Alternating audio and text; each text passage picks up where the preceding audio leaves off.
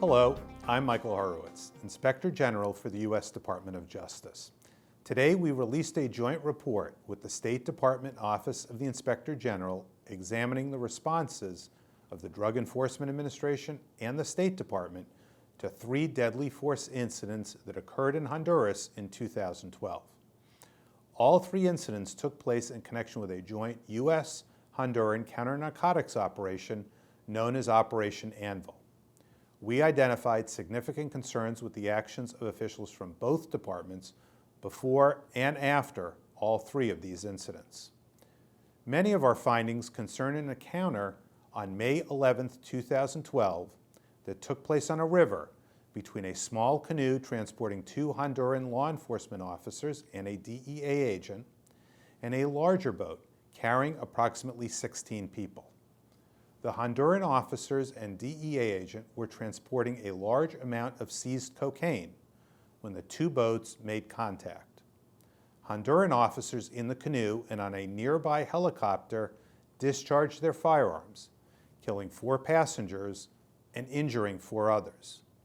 After reports surfaced that innocent civilians had been killed and injured, DEA officials asserted to Justice Department leadership, the U.S. Ambassador to Honduras, and Congress that some of the people in the passenger boat were drug traffickers attempting to retrieve the seized cocaine, and that the people on the passenger boat had fired on the officers first. DEA officials continued to make these assertions for nearly 2 years, including in letters to Congress.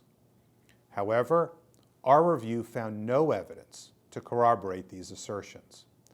We identified no evidence that anyone in the passenger boat fired first.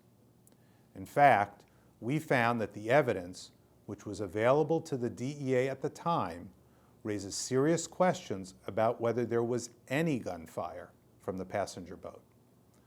Moreover, we concluded that DEA inspectors did not meet their responsibility of ensuring a thorough, factual, and objective investigation of what was clearly a very sensitive shooting incident.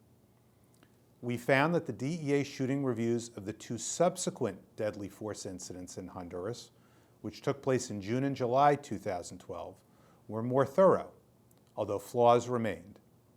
We also found that both DEA and State Department officials failed to cooperate with various information requests and investigations concerning the 3 deadly force incidents.